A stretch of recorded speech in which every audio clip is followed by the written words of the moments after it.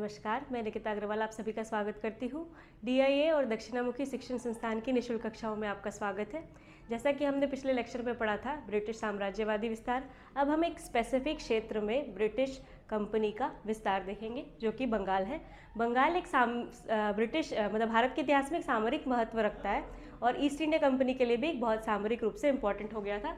इसीलिए हम देखते हैं कि बंगाल में साम्राज्यवादी विस्तार ईस्ट इंडिया कंपनी ने कैसे किया।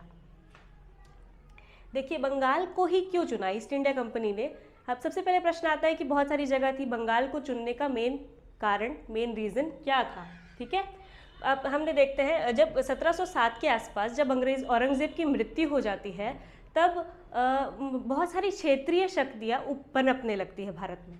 जैसे कि यहाँ पर त्रावणकोर, यहाँ पर मराठा, यहाँ पर हैदराबाद निज़ाम का शासन था, यहाँ पे कर्नाटक मैसूर चिक्का गणराज्य का शासन था, यहाँ पे पांडिचेरी में फ्रांसीसी लोगों ने शासन किया था। ठीक है, तो यहाँ पर देखेंगे कि यहाँ पर जब बंगाल में 1651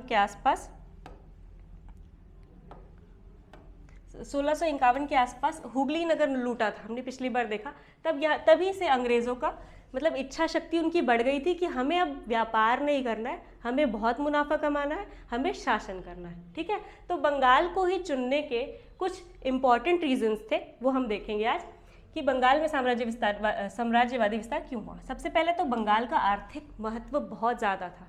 बंगाल का जो आप लोकेशन देखेंगे ये यहाँ पर बे ऑफ बंगाल में सबसे इम्पॉर्टेंट जगह पर है, जहाँ पर समुद्री व्यापार का रास्ता साफ है, पहले से ही एक उपजाऊ भूमि है। बंगाल में बहुत सारी नदियाँ आके आप देखते हैं कि समुद्र में विसर्जित होती है, तो बंगाल में नदियों के कारण उपजाऊ भूमि बहुत है, जिससे वहाँ पे फसलें बहुत अच्छी होती है। तो ये एक आर्थिक महत्व के साथ साथ उपजाऊ भूमि जिससे उत्पादन होता था फसलों का, ये भी एक बहुत महत्वपूर्ण कारण है। शिल्प उद्योग विकसित थे वहाँ पर, बंगाल में धीरे धीरे शिल्प उद्योग का विकास हो रहा था। तो ये जो चीज़ें थी, शिल्प की जो जितनी भी चीज़ें थी ब्रिटेन में काफ़ी प्रचलित थी, तो यहाँ से उनका व्यापार इम्पोर्ट एक्सपोर्ट आसान हो जाता। बंगाल अपने आप में खनिज संसाधन संपन्न राज्य है। ठीक है, तो इसलिए ये भी एक महत्वपूर्ण रीज़न था। व्यापारिक केंद्रों के रूप में पहले से विकसित था, मतलब अंग्रेज़ों के आने के पहले भी भारत तो वैसे भी व्यापार कर ही रहा था। पहले प्राचीन रोम में, प्राचीन चीन में पहले से ही व्यापार विदेशों के साथ करता रहा है, पर इसके चलते ही बंगाल जो है पहले से ही एक व्यापारिक केंद्र के रूप में उभरा हुआ था। व्यापारिक केंद्र के रूप में उभरा हुआ था, तो इससे आसानी क्या हुई कि वहाँ पे कच्चा माल का अवेलेबिलिटी ज़्यादा अच्छा था, ट्रांसपोर्टेशन का अवेलेबिलिटी ज़्यादा अच्छा था, इस कारण से बंगाल को चुना। और सबसे इम्पॉर्टेंट बात, बंदरगाह मौजूद, कि ब्रिटिश जो है अपनी नौसैनिक शक्ति के लिए जाने जाते हैं। उन्होंने देश भर में अपना एक छोटा सा आइलैंड होने के बावजूद पूरे विश्व में राज अपनी नौसैनिक शक्ति के दम पे किया है, और उनके पास उनकी नौसैनिक शक्ति एक बहुत ही महत्वपूर्ण कारक है कि उन्होंने बंगाल को चुना, क्योंकि वहाँ पर वो जहाजी बेड़े अपने ला सकते थे, अपने जहाजी बेड़ों को सुरक्षित कर सकते थे, इस कारण से। और यहाँ से उनकी सामरिक सुरक्षा भी मिलती थी, जैसा कि हमने देखा कि नौसैनिक शक्ति में ब्रिटिश बहुत आगे थे। ठीक है, और दिल्ली से पर्याप्त दूर थे। दिल्ली से दूर होने का मतलब ये है कि दिल्ली जो था मुगल शासन का केंद्र था, मुगल शासक वहाँ राज करते थे। तो जब अगर वो एक मेन शक्ति से थोड़ा दूर है, तो इससे उनका फ़ायदा ये होता है कि वो ज़बरदस्ती के राजनीतिक पचड़ों से दूर थे, ज़बरदस्ती उन्हें किसी षड्यंत्र में नहीं घुसाया गया, वो इसलिए बंगाल को ही चुने। ठीक है, दिल्ली में जो था राजनीतिक उथल पुथल मची रहती थी और बंगाल उससे पर्याप्त दूर था। और यहाँ पर क्षेत्रीय शक्ति नहीं थी, कोई भी क्षेत्रीय शक्ति, मतलब अंग्रेज़ों को कंपटीशन देने के लिए, ब्रिटिश को कंपटीशन देने के लिए कोई भी क्षेत्रीय शक्ति या कोई भी ऐसा जमींदार नहीं था जो अंग्रेज़ों के खिलाफ खड़ा हो सके। ठीक है, और इसी अनावश्यक संघर्ष से दूर रहने के कारण उन्होंने बंगाल में अपना साम्राज्यवादी विस्तार बढ़ाया। ठीक है, तो बंगाल उस समय का बंगाल हम क्या क्या मिलकर बनता है देखें, बांग्लादेश, बिहार, पश्चिम बंगाल और उड़ीसा के क्षेत्र, मतलब आप ये देखें इतना बड़ा बंगाल प्रेसिडेंसी कहलाता है, आगे बनता है। ठीक है, आगे बढ़ते हैं। देखिए, बंगाल की स्थिति जब बंगाल में ईस्ट इंडिया कंपनी ने अपना व्यापारिक केंद्र बनाने का फैसला किया, तब बंगाल की स्थिति कैसी थी देखते हैं। ठीक है, वहाँ पे शासन कैसे होता था। बंगाल मुगल साम्राज्य का प्रांत था जैसा कि हम जानते हैं। तो वहाँ पर दो पद होते थे, एक होते थे सूबेदार और एक होते थे दीवान।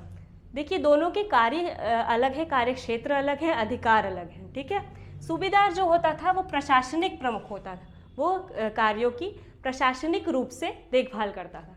और जो दीवान होता था वो वित्तीय प्रमुख होता था, मतलब जितने भी व्यापार हो रहे हैं, जितना भी धन आया जा रहा है या जितने भी लगान है, उन सब का लेखा जोखा करने वाला दीवान होता था, ठीक है।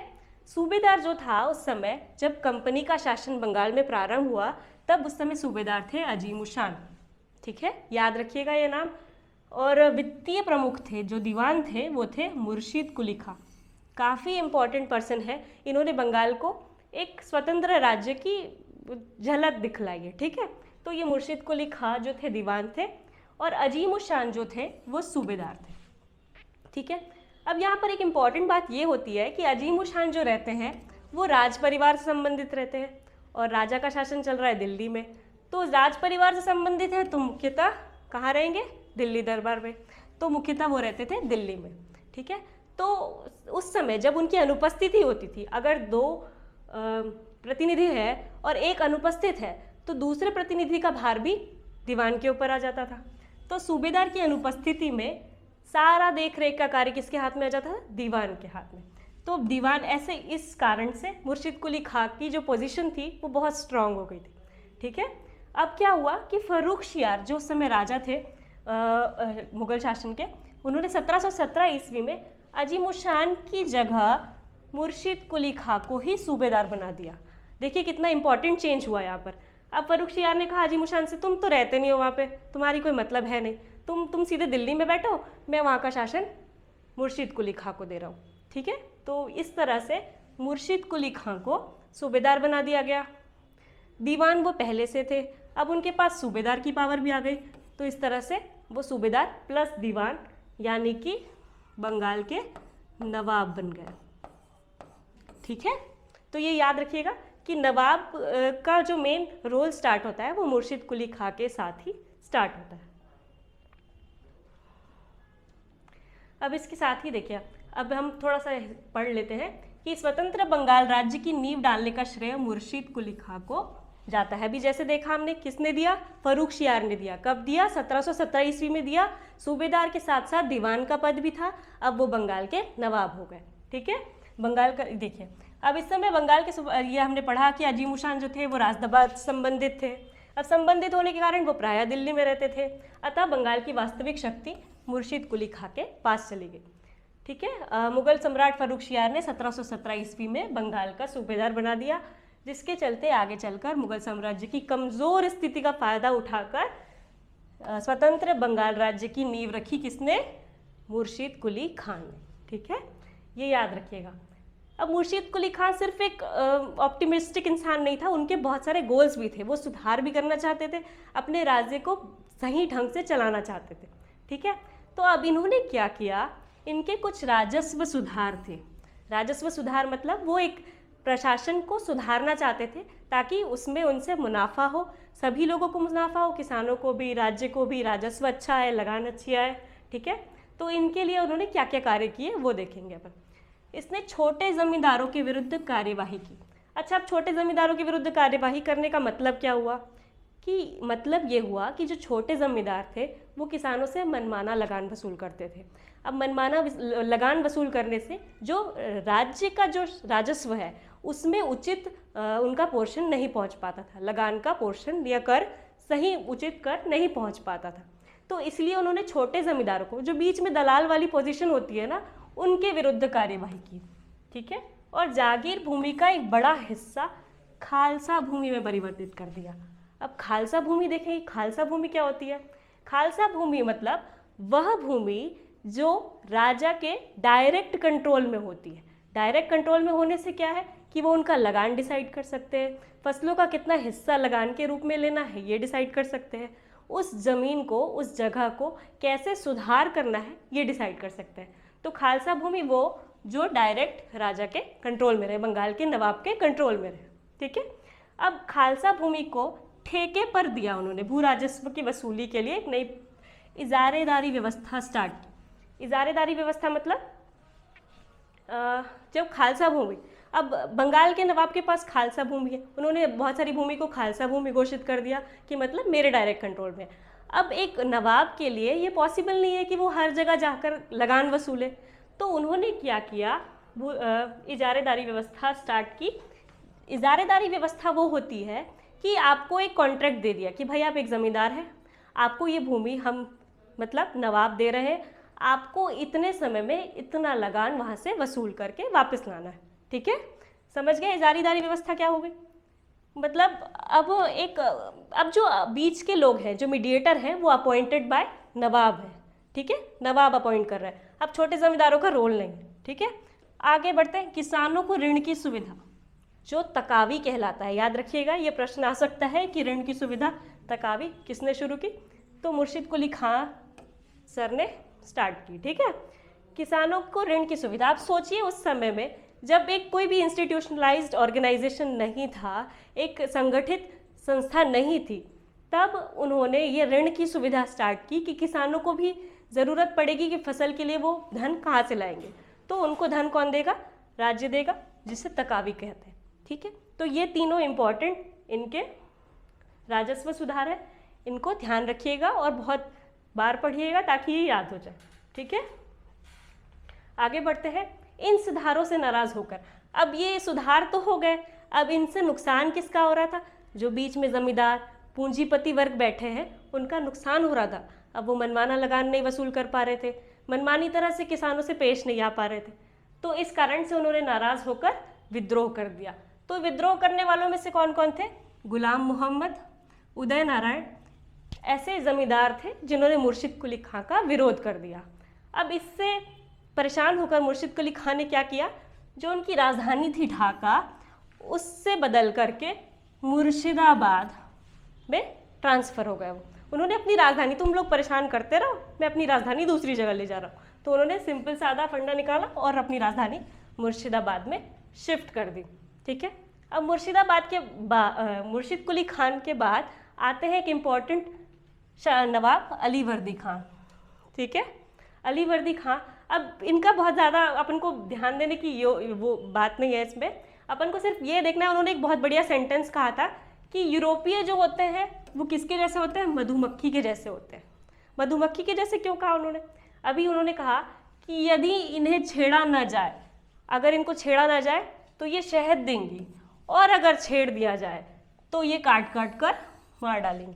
तो ये सेंटेंस कई बार पूछ सकता है कि ये कथन किसने कहा था, तो ये याद रखिएगा कि अलीवर्दी खां ने मधुमक्खियों से यूरोपियों की तुलना की थी, ठीक है। मधुमक्खी की तरह ही, जैसे आप उन्हें परेशान नहीं करेंगे तो आपको फल देंगे, लेकिन जैसे आपने परेशान किया तब तो फिर हालत खराब हो जाएगी, ठीक है। अलीवर्दी खान ने बंगाल के नवाब द्वारा मुगल बादशाह को दिया जाने वाला राजस्व रोक दिया, मतलब अब हम राजस्व नहीं देंगे मुगल को, ठीक है। अब क्योंकि मुगल शासन की स्थिति कमज़ोर हो गई थी, इस कारण उन्होंने कहा कि अब हम राजस्व मुगल शासन को नहीं देंगे, ठीक है।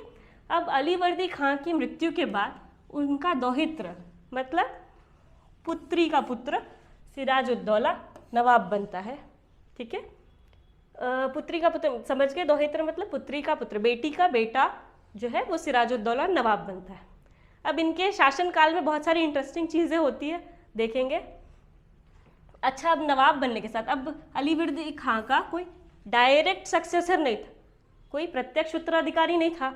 अब उनकी बेटी के बेटे को जब नवाब बना दिया गया, तब आसपास के लोगों में संघर्ष हुआ, मतलब वो सोचने लग गए कि हमें क्यों नहीं बनाया, हमें क्यों नहीं बनाया, तो संबंधियों से उन्हें संघर्ष करना पड़ा।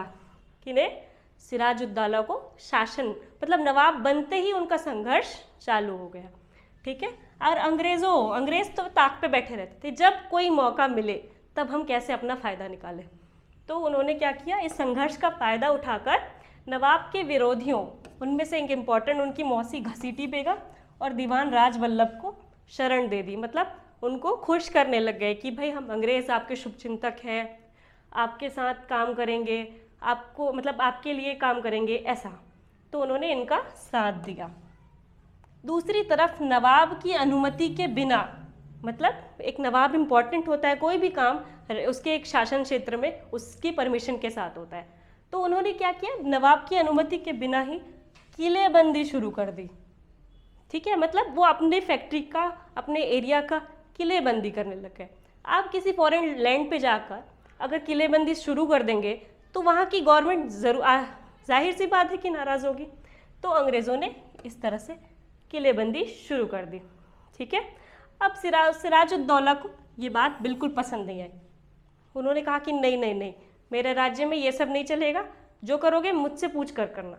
तो अब उन्होंने आपत्ति की, कहा कि ऐसे नहीं चलेगा, पर अंग्रेज़ नहीं माने।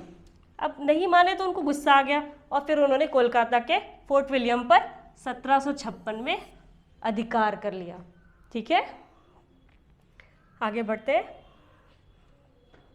अब इसी संदर्भ में एक छोटी सी घटना है, ब्लैक होल की घटना, जो अंग्रेज़ अधिकारी हॉलवेल ने कही थी।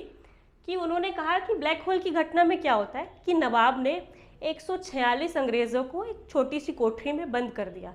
अब छोटी सी कोठरी में बंद कर दिया और दूसरे दिन सिर्फ 23 अंग्रेज़ ही जिंदा बचे थे। मुझे लगता है कि ये घटना थोड़ी अतिशयोक्ति है। तो उन्होंने कहा, मतलब इस घटना का जिक्र हमारे इतिहास में मिलता है कि अधिकारी हॉलवेल ने ब्लैक होल की घटना, तो हो सकता है कि प्रश्न आ जाए कि ब्लैक होल की घटना किससे संबंधित है या ब्लैक होल की घटना के बारे में किसने जिक्र किया है, किसके काल में है, तो ये याद रखने की बात है। तो ये याद रखिए कि ब्लैक होल की घटना एक इम्पॉर्टेंट है, हॉलवेल ने इसका जिक्र किया था और सिराजुद्दौला के काल में हुई थी। ठीक है, अब अंग्रेज़ों को गुस्सा आ गया कि भाई सिराजुद्दौला ने कितनी हिम्मत की, उसने फोर्ट विलियम पर हमला कर दिया। अब ये तो आ गई बात कि भाई अब हम इसको दिखाएंगे।